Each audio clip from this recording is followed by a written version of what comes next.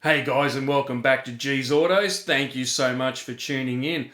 Well, I'd like to start this episode by giving a very big thank you to Tim and Peter from EFI Logic.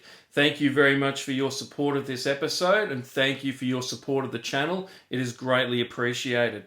So I've owned the EB now for about 8 months, and I thought, well, it's time to give it a service. So I took it down to the boys, and this episode is mainly about just general maintenance of a vehicle, plus also having a look at the EB and just seeing where it's at after doing over 500,000 kilometres and trying to get up to a point where we start the maintenance on it and then we know where it's up to, and also look at the car and see what we want to do with it moving forward.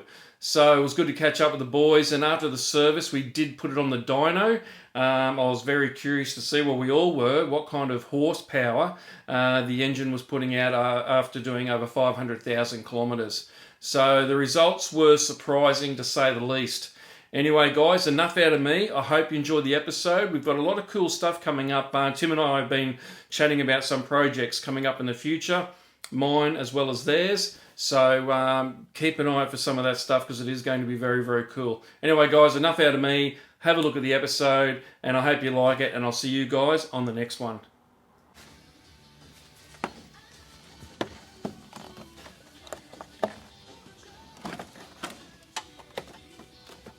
K&N, big spender. How's that one looking? A bit Yeah, bit second hand. bit on the used side? Yeah, we'll give it a wash out and recoat it. Yep. We'll give the MAF a clean, because the oil out of those sometimes affects the hot wire in the MAF. Right, okay. So. Tim, we were just saying before that you're checking the math. Yes. Now, obviously, if people do soak up those with too much oil. It will, yeah, and it's something we see fairly frequently when they go to an aftermarket brand of filter. Yep. You put too much of the red oil on it, it gets onto what I will show you once we get that apart. Yep. No, well, Ford's actually quite difficult to see. I'll grab another one later through the day for you. Yep. And we'll show you where the hot wire works and how they work. Yep. And if you get a coating of oil on it, why that'll affect your fuel economy, performance. Even in Commodores, it'll affect the shifting of the automatic transmission. Okay. So it's quite critical. Okay.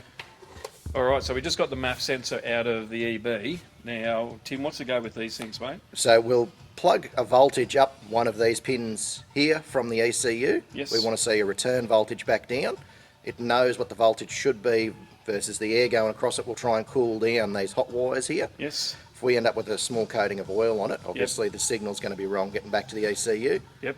That's going to then inject too much fuel, not enough fuel. A lot of cars will use this as their spark timing graph as well. Yes. So if your mass airflow meter is reading the wrong grams per second, Yes. it will then give it the wrong timing. Yes. Commodores heavily rely on this in their automatic transmission as well. Okay. So it's always good. That's why when you do a MAFless tune on a Commodore, it takes us a little bit longer, because we want to get our shift pressures right, because we have taken out one of the main load sources. Yep. We switch them in speed density. I was taught by the Americans, so they go out of their way to leave a MAF in a GM product with Yes. made 1100 horsepower at the wheels with the MAF still in place, so it's not actually a restriction. It's only when you get really aggressive with them that you need to go to that point. Yep. At that point, you might as well go aftermarket ECU. Yep. What's that stuff you're chucking on there, Tim? It's a battery terminal protector. Yes. We apply it to most of the cars we work on. Yep. So what you'll have there is a differential of two metals. You'll have tin or steel and then lead battery post. Yes. What will happen there is moisture in the air, condensation will get in between the two. Yep. You'll end up with a case of electrolysis. That's why you see the green corrosion start on Right, there. okay. This stuff stops that from happening. Okay. So obviously someone like you who takes pride in their cars and is always under the bonnet Yep. will very rarely see that, but it's not uncommon to not see a terminal at all for the corrosion on there when we see some cars. Okay. So that's testing brake fluid for moisture content. Okay. As you can see there, we've got quite a lot of moisture in there. Okay. What that will do is that will lower the boiling point of the brake fluid. Okay. So heading down a long hill, if you're putting your foot on the brake for a long period of time, Yep. what that will then do is the moisture or the water will boil at 100 degrees. Yes. Brake fluid, we want to boil it a fair bit higher than that. Yep. End up with air pockets in there when they turn to steam. That'll go to the floor. Not and you good. get Speed. No. Okay. So what is that now that you know there's a lot of moisture in there? What do you? We'll do a brake fluid flush today while we're here. Okay. So we'll suck the fluid out of the master cylinder. We'll Yes. put some new stuff in there, and we'll drain it out of all the wheel cylinders as well while we're Okay. going. All right. Been a while since you checked your spare. Yes, probably. Yeah. It's got that look. It's in the boot. Why would you worry about it? That's right. Yeah. Nothing more frustrating than going to all the effort to put your spare on and then it go flat on the bottom. That's right. Yeah.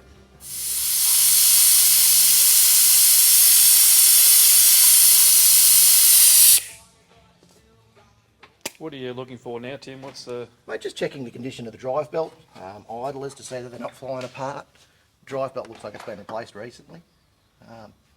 Doesn't look bad at all there. Then obviously while you're there, checking for leaks around auto fittings, radiator hoses to make sure they're all right. Just a general look over really. Yep. Make sure everything's looking good. What are you looking for here, Tim? For people who don't know and they're checking the underbody of the car, what kind of stuff are you looking for? I'm looking for perished or cracked bushes. I mean, that's not really bad. That's pretty much part and parcel for a 30-year-old car. It looks like someone has replaced them. Yep. Checking your lower control arm inner bushes. Yep. We'll get a bar in there and give them a move around to see. Yep. Your lower shock bushes again to see that they're not too worn. Yep. We'll look up there and see that our engine mounts aren't too sagged. Yep. That's realistically it. Then we're looking at your tie rod boots have got a split in them. Yep. So that's something we'll need to address at a later date. Yes. That allows, being a ball joint, once you let dirt in there, starts to wear it quite heavily, you end up with play. Yep. Then your steering wheel doesn't point straight anymore. Yep.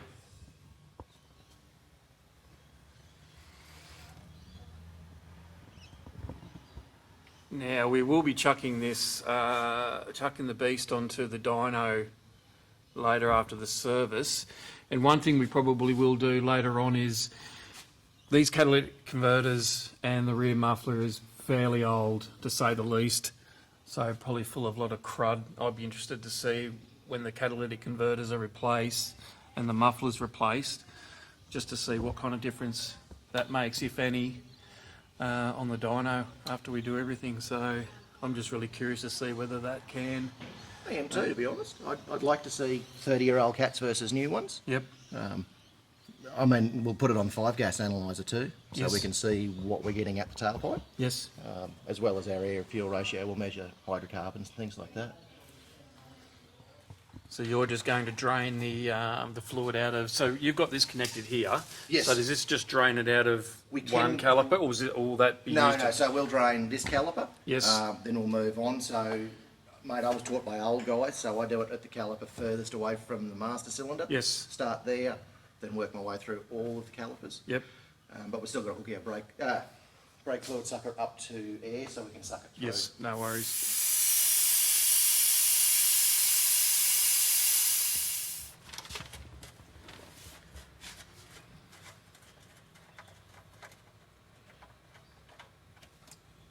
Nicely done.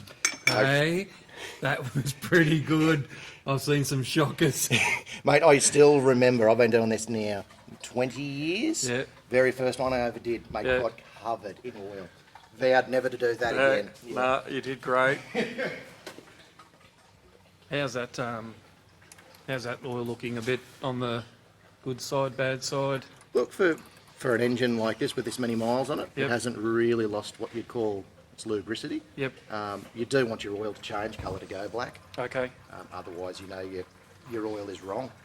If it doesn't change colour, the detergents aren't working, they aren't scrubbing things. Okay. So you want your oil to change colour. Not straight away, obviously, not Yep. immediately, but Yep. over a 10,000 kilometre period, you do want to see it change colour. Okay.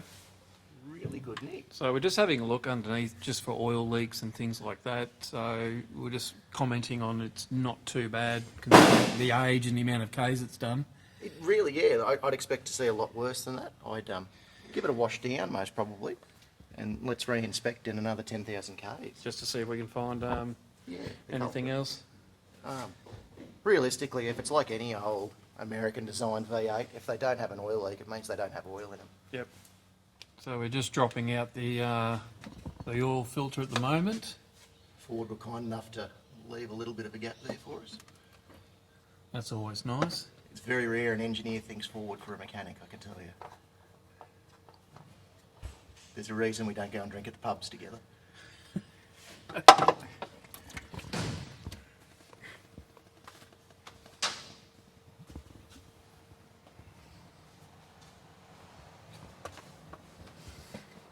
Now here's one for you. Everyone will talk in the comments whether you wipe oil on the new seal. Yes. Or you don't. Yes.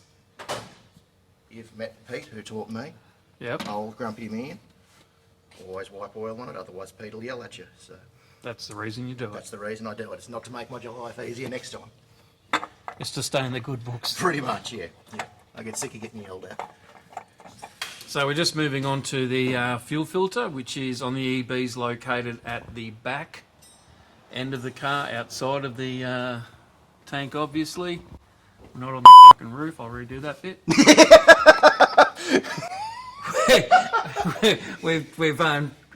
We're trying to keep a straight face. We've just moved on to the fuel filter on the EBs. It's just located at the back end of the car on the passenger side.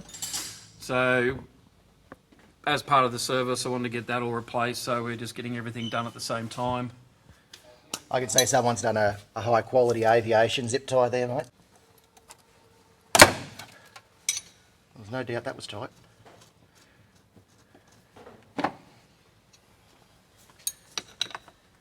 And someone's had a bit of a crack at this one, so I'm a little bit worried. No, we'll get some crow's feet on that.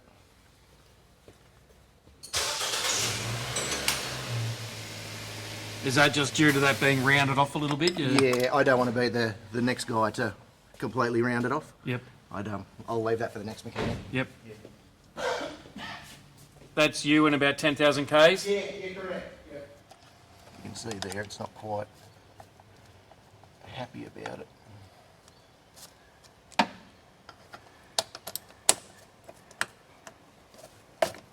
Oh, well, at least it wasn't tight, so that makes up for it.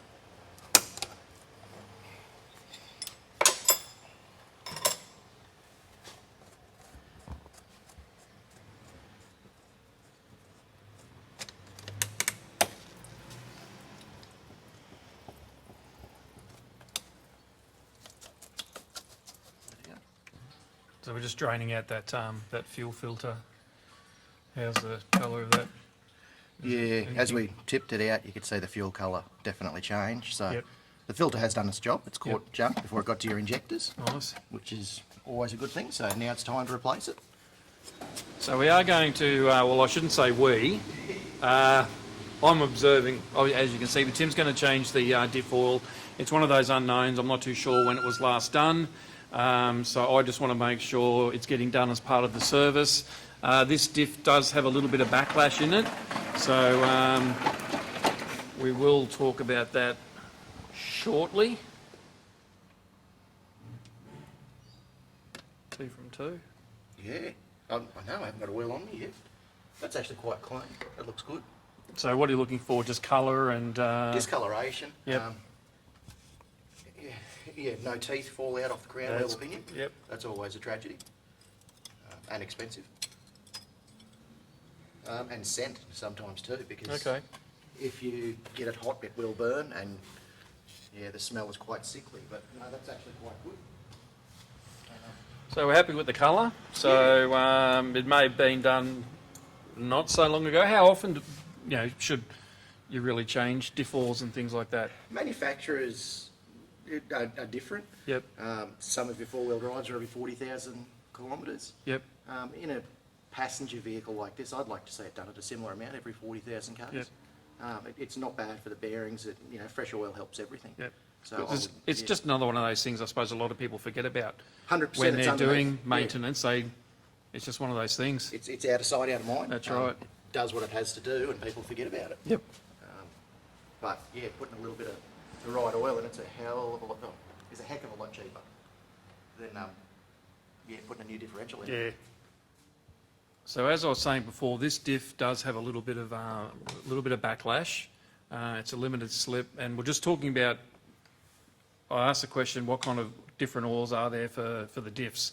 So you were saying that there's a different, because this is a limited slip. It is a limited slip, so a lot of your Australian production vehicles of this era ran a clutch type LSD, so they had multiple plates that would hold weight against the spider gears or your sun gears, whatever people want to call them. We experienced the problem when I was working for GM in a lot of their cars with limited slip diffs. If it didn't have an additive in it to actually make the oil slip, you would end up with shudder. So if you're pulling out of a centre car rank in a park somewhere, the car would shudder in the differential, Okay. almost like a locked diff. Okay. We had to add special bottles of friction modifier. Okay. The oil that we're purchasing these days already has it in it. Okay. So we don't have to worry about adding extra additives, and it stops the diff from shuddering as you take off from a tight turn. Okay. So you're just having a look at the drive shaft there, Tim. What? So what we're trying to feel is you've got a long pinion gear going in there. Yep. Then we've got a crown wheel that attaches to your hemisphere, which your axles are then driven out of. I'm just trying to feel for excessive amounts of backlash. For a car with this many kilometres on it, it's not ridiculous. Yep. Realistically, the only way you're going to correct it is by replacing the bearings. Yeah. So I wouldn't... Look, it's not something that I would say is going to fall apart soon. It's just something to keep an eye on and manage over I time. think so, definitely. We keep an eye on it, but that's definitely not the worst I've seen in one of these ball corner diffs. Yep. So I'd be quite happy to say let's leave it for today. Yep. But in the future, obviously, it's something we're going to have to look at, pulling the diff out and doing all of our bearings. Yep. So we'll do our side carrier bearings on our axle, we'll do our pinion bearing, and we'll do our side bearings inside the hemisphere as well. Yeah, so for those of you watching, as part of this service is to go right over the car and just start making a list of the things that do need to be done to get the car up to scratch to where I want it to be. So all this forms part of that. Tim and I are just talking about different oils and things like that because of the amount of Ks this car has done. So just maintain a good quality oil, Tim? Yeah, definitely. We can make the joke that we should be putting like 140 weight in there, but it's definitely not that knocky or anything like Yep. that I'd be worrying about putting diff oil in your engine and selling Yep, it. yep. We're using a 1040 in it, a full synthetic Yep. Valvoline professional series. We've used it in a lot of our products. Yep, We've tried different oils. We seem to keep coming back to that one. Yep. We're quite happy with it. yep. So we put a new air filter in. I'll have to stop saying we. Tim has put a new air filter in. So that's all good, new panel filter. Yes. And just finished topping up all the brake fluid. Engine oil's done and the diff oil's done. So we just got to check the auto fluid Correct. just levels just to make sure that's okay. I'll fire it up because I didn't prime the oil filter because it's been a bit of an awkward spot. Yes. I normally tip out more fresh oil than I get into the filter. Yes. So we'll fire it for a short second to prime the filter. Yep. Shut it down, recheck our oil level, Okay. and then we can let it idle, and we will check our auto fluid. Beautiful. Good stuff. Yeah. Level's good. Level's good, colour's good, smells good. It's Okay. been replaced very recently, so So we can just leave that as is. yeah, I don't think we'll rip you off today, mate. No, sounds good. So we're just chucking a set of plugs in, and we just pulled one out. I've got to stop saying we. It should be a skull every time I say we. How's that one looking? Look, it's not old, it's certainly not worn on the edges. We normally like to look at that edge on the centre electrode to see if it's rounded away. Yep. It's something I would say in a car like this we could put back in. Yes. However, we want to know where we're up to. Yep. So let's put a set in it, and we know they're going to be good for another 20, 30,000 Ks. Yep, beautiful. So let's Yeah, do that's it. good. And while we're at it, Tim also replaced the top idle pulley, as the bearing in that one was quite crunchy. And there's another one there that we'll monitor, as it's probably just starting to get a little bit of noise, but this one here had to be replaced. All right, so Tim's just put the EB onto the dyno, as you can see, and just setting it up now. We've kind of just been discussing what kind of horsepower we think it will achieve at the wheels. Tim reckons, what do you say, 138? I'm sticking with 138. 138. I'm going with 165, and Pete's going with 153. So we've got a varied range there, a bit of a range I should say. That is a big range. Some yeah. varied numbers, so we're about to find out. And lunch is riding on it. Yes, Yes. we've we're putting $5 each in. Does Pete know or not? I don't know whether Pete can afford it. Well, Pete doesn't realise yet. He's just donated $5. Tell me again, Tim. What are you connecting up there, mate? That's the tacho interface for the dyno. Yes. Being an auto car, having a torque converter in it will always cause some level of slip at the beginning of the run before the converter locks up completely. Yep. So we can't look at roller speed to get the correct RPM signal. Okay. So we're now going directly into the coil. Yes. That'll give us our RPM signal, which will Yes. give us accurate torque readings. Okay. Which is what we want. That's the purpose of the exercise, is accuracy. Yes. Tim's just punching all the information into the computer at the moment.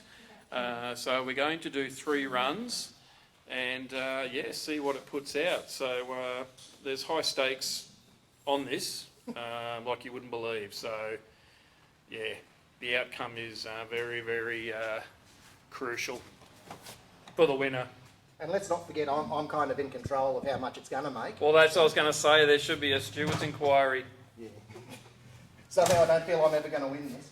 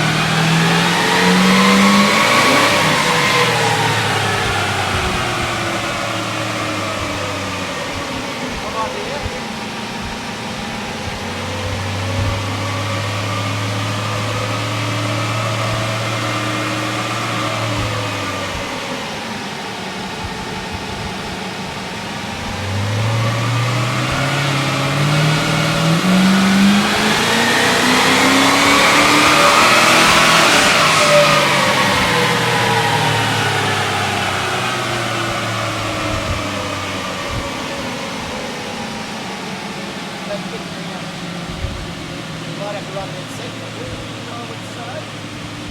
We'll just try and... Yeah, you're right. Yep.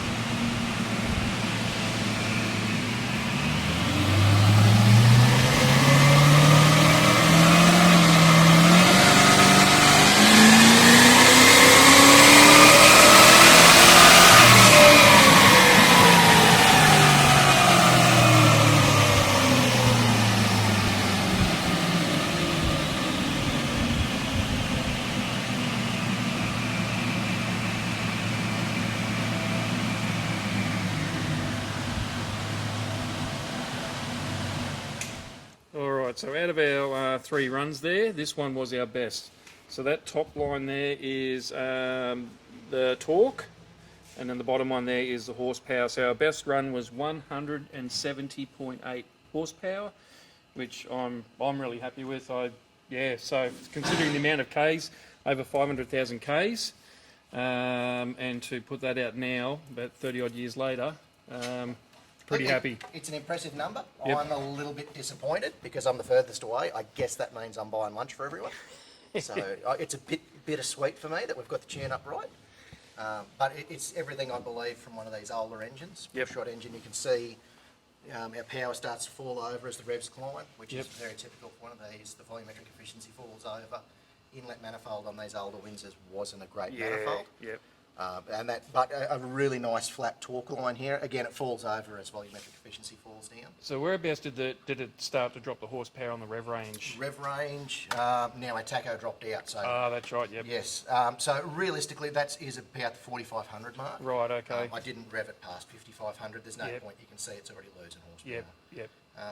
So realistically, I mean, everything you do changes volumetric efficiency. We could try changing cams, Yep. cylinder heads, stroker crankshafts. Everything we do is to try and get more air through the engine. Yep. I think as this stands right now, I'd leave it. It's an awesome cruiser. Yep. Oil pressure was good through the run according to the gauge. Yes. Man, I'd leave it. I reckon it's cool as. Maybe just an exhaust system. Yeah, it's got to sound more like a V8, I think. Yes, I think so too. Yeah, that's it. But no, we're pretty happy with it, and it sounds so much nicer after the service today. Absolutely, It sounds yeah, great. it's good. So anyway, guys, hope you enjoyed watching the video. Thank you so much for tuning in and watching, and we will definitely be back down here for some more bits and pieces in the near future, Tim. Absolutely, we've got some cool projects on the go. Can't wait to show everyone what we've got in the build. Excellent. And what's coming next year for sure. Beautiful. Thanks, mate. No worries, thank you. See ya.